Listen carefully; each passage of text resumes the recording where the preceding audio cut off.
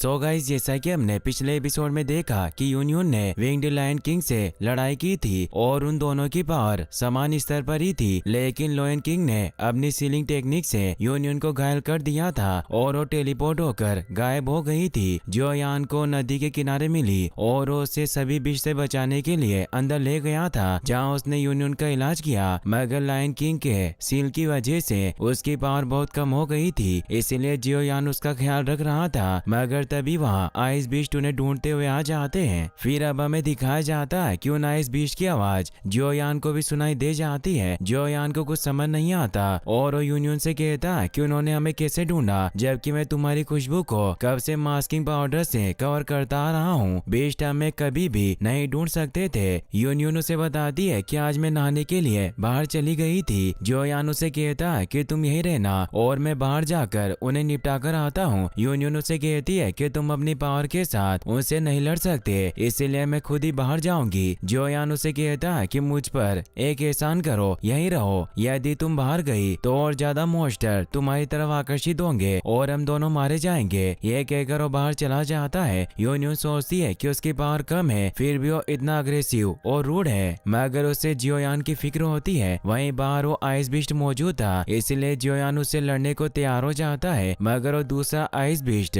जियो यान पर पीछे से हमला करने के लिए तैयार खड़ा था और उस पर हमला करने के लिए छलांग लगाता है। मगर जियो यान किसी तरह उन आइस बीस्ट को खत्म कर देता है। फिर हम देखते हैं कि जियो यान उन बीस्ट को मारकर घायल हालत में अंदर आता है। यूनियन जियो यान को जिंदा देखकर खुश होती है। जियो यान उसे कहता है कि अब दोबारा बाहर मत जाना। ये कहते ही वो उसके बाहों में बेहोश हो जाती है। जियो यान की जब आँख खुलती है तो उसे मेडिसिन पिला रही होती है। जियो यान उसे कहता है कि तुम मुझे मौत के घाट उतारने वाली थी, वो तो मेरी किस्मत मेरा तुम्हारी देखभाल करने का है। और वो मछली को ग्रिल करने लगती है। तो जियो यान उससे पूछता है कि क्या तुम मछली पकाना जानती हो। यूनियन कहती है कि मैंने पहले कभी मछली नहीं पकाई, लेकिन इसका मतलब ये नहीं है कि मैं नहीं कर पाऊंगी। तो जियो यान मेडिटेशन करने लग जाता है। यूनियन मछली को पका लेती है, पर अब उसे उसमें मसाले डालने थे, मगर वहाँ बहुत मसाले थे, इसीलिए वो रेड बोतल वाले पाउडर का यूज करती है और उन गिल्ड फिश को जियो यान के पास ले आती है। जियो यान कहता है कि मछलियाँ तो जल चुकी है, क्या तुम इस तरह मछली पकाती हो। यूनियन कहती है कि मैंने पहली बार खाना पकाया, भले ही तुम्हें अच्छा ना लगे, फिर भी तुम्हें इसे खाना होगा। तो जियो यान को ना चाहते हुए भी वो, लेकिन तभी उसे चक्कर आने लगते हैं। वो जियो यान से कहती है कि मैं बहुत अजीब महसूस कर रही हूँ। तो जियो यान उसे कहता है कि तुमने मछली में कैसे मसाले का यूज किया था। तो उसे वो रेड बोतल दिखाती है और कहती है कि क्या ये मसाला खराब है। जियो यान कहता है कि मुझे इस बोतल को नहीं उठाना चाहिए था, मास्टर ने मेरे साथ मजाक किया। और वो यूनियन को बताता है कि मैंने मसाला गलती से बनाया और ये एक तरह का लव पोशन है। यूनियन को इससे उस पर गुस्सा आता है और उसे कहती है कि तुम इतनी कम उम्र में ऐसे काम कर रहे हो और इन्हें बनाना सिखाने वाला मास्टर भी बेशरम होगा। याओ लाओ हंसने लगते हैं। तो जियो यान उन्हें शांत रहने को कहता है। यूनियन कहती है कि मैं अब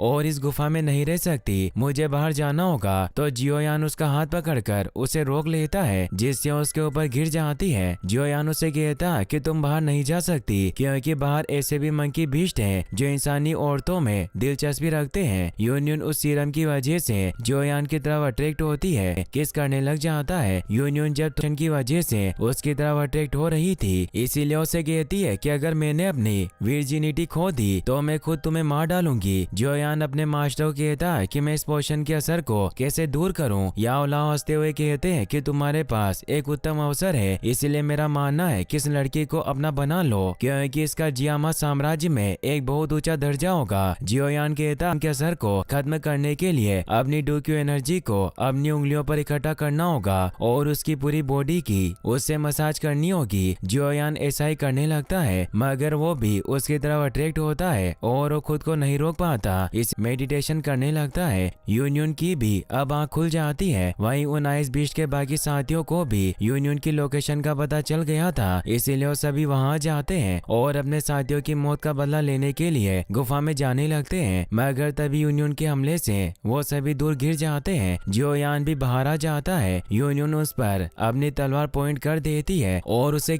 से भागने लगता है और वो भागता हुआ एक खतरनाक गुफा के पास पहुंचता है, जब विंग्ड लायन की गुफा थी। जियो यान अपने मास्टर को कहता है कि यूनियन विंग्ड लायन से लड़ रही है और हम इस बात का फायदा उठाकर उसकी गुफा से वो लायन बर्थ एसेंस हासिल कर सकते हैं। और अब जियान वहाँ मौजूद बिस्ट से छिपते हुए गुफा की तरफ बढ़ने लगता है। मास्टर उसे कहते हैं कि तुम मुझे ईमानदारी से बताओ कि तुम वास्तव में क्या करना चाहते हो। क्या तुम यूनियन के लिए उस पर्पल क्रिस्टल को चुराना चाहते हो ताकि वो लेवल अप कर सके। मगर जियोयान कोई जवाब नहीं देता तो मास्टर कहते हैं कि मुझे लगता है कि तुम दोनों का ब्रेकअप हो गया है। जियोयान उस गुफा के अंदर पहुंच जाता है। जियोयान के पास एक क्रिस्टल होता है और वो कहता है कि हमारी चाल काम कर गई और वो पुरानी बातें सोचता है। जब उसने यूनियन को कहा था कि मैं भी तुम्हारी मदद करूंगा तो यूनियन ने उसे एक क्रिस्टल लोकेटर दिया था और कहा था कि जब मैं विंग्ड लायन का ध्यान भटकाऊंगी तो तुम इस लोकेटर की मदद से उस पर्पल स्पिरिट क्रिस्टल को ढूंढ सकते हो, क्योंकि जब तुम उस क्रिस्टल के पास जाओगे तो ये चमक उठेगा। और अब वो क्रिस्टल चमक रहा था। जियोयान गुफा के बिल्कुल अंदर पहुंच जाता है मगर वो देखता है कि विंग्ड टाइग्रेस वहाँ सो रही है और उसे वहाँ एक चमकता हुआ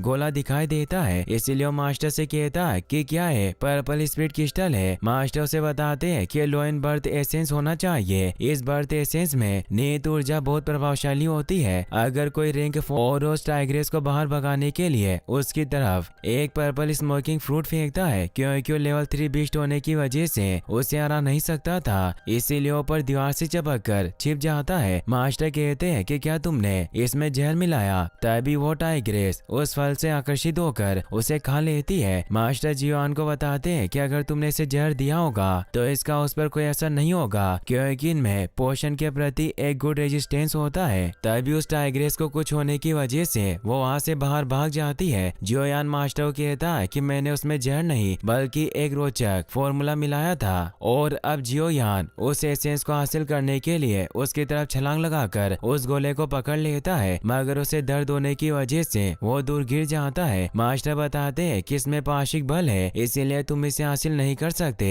पर तुम इसे खोलने का प्रयास कर सकते हो। जियोयान उस लोकेटर को बाहर निकालता है और उसे वहाँ एक जेम के अंदर वो पर्पल स्पिरिट क्रिस्टल मिल जाता है, जिससे वो खुश होता है। फिर वो उस क्रिस्टल से मगर उस एसेंस की कुछ बूंदें नीचे गिर गई थी। तभी वहाँ वो टाइग्रेस भी आने लगती है। जियोयान उस नीचे पड़े एसेंस को चाट कर खा लेता है। मास्टर उसे मना करते हुए कहते हैं कि इस एसेंस को तुम्हारा शरीर सहन नहीं कर पाएगा। जियोयान कहता है कि मैं इसे बर्बाद नहीं कर सकता था और अब वो वहाँ से बाहर भागने लगता है। तभी टाइग्रेस उस पर हमला करती है मगर उसके वहाँ से बच जाता है। जियोयान उससे बचकर वहाँ से भागने लगता है। मास्टर उसे कहते हैं कि तुम भाग क्यों रहे हो। जियोयान कहता है कि वो लेवल 3 का बीस्ट है, इसलिए मैं उसे पीटना नहीं चाहता, मगर वो बीस्ट वापस उसका पीछा करती है। तभी जियोयान पर उसका दिल जोर से धड़कने लग जाता है। वो टाइग्रेस जियोयान पर हमला करने आने लगती है, लेकिन जियोयान भी उस पर हमला करता है, जिससे वो दोनों दूर गिर जाते हैं। जियोयान खुद को संभाल नहीं पा रहा था। तभी वो टाइग्रेस के हमले से बाहर आकर गिरता है। जो भाई यूनियन अभी भी टाइगर किंग से लड़ रही होती है, मगर वो अभी इतनी ताकतवर नहीं थी। इसे करने लगता है। जियोयान यूनियन को बचाने के लिए वापस खड़ा हो जाता है। उसे उसके साथ बिताए हुए लम्हे याद आने लगते हैं और अब वो उस एसेंस की बोतल को अपने हाथ में फोड़ लेता है, जिससे उसकी पावर और बढ़ने लगती है। बेस्ट उसकी तरफ बढ़ने लगते हैं। यूनियन भी उसे देख लेती है। जियोयान अपनी फ्लेम स्प्लिटिंग पावर का यूज करके टाइगर किंग की तरफ एक हमला करता है, जिससे यूनियन भी आगे से हट जाती है, जिससे हमला सीधा टाइगर किंग को जाकर लगता है। यूनियन की भी जान बच जाती है, मगर जियोयान कमजोर होकर नीचे गिरने लगता है। यूनियन उसे पकड़ लेती है और उसे इस हालत में देखकर काफी इमोशनल हो जाती है। सभी बीस्ट उन पर हमला कर में दिखाया जाता है कि जियोयान की जब आँख खुलती है तो पानी के किनारे लेटा होता है। जियोयान को लगता है कि यूनियन चली गई है। वहीं हम ऊपर पहाड़ पर यूनियन को देखते हैं, जो जियोयान को देख रही थी। वो जियोयान को थैंक्स कहती है, क्योंकि अब उसे पर्पल स्पिरिट क्रिस्टल मिल चुका था। वो कहती है कि जियोयान, जिसे तुम दोस्त कहते हो, उसका मेरी दुनिया में काफी अलग मतलब है और तुम्हारी वजह से मैं इतने सालों के बाद किसी के लिए फीलिंग्स को महसूस कर पाई हूँ और हम दोबारा वापस जरूर मिलेंगे। ये कहकर वहाँ से उड़ जाती है। जियोयान को भी उसके आसपास होने का एहसास होता है, मगर उसे लगता है कि उसका भ्रम होगा। मास्टर जियोयान को बताते हैं कि तुम 9 स्टार डू प्रैक्टिशनर बन गए हो और यहीं पर यह एपिसोड खत्म हो जाता है। गाइस, अगर आपको एपिसोड अच्छा लगा हो तो इस वीडियो को लाइक करने के साथ साथ चैनल को सब्सक्राइब जरूर कर लेना और आपको एपिसोड कैसा लगा एक बार कमेंट बॉक्स में भी जरूर बता देना। Thanks for watching.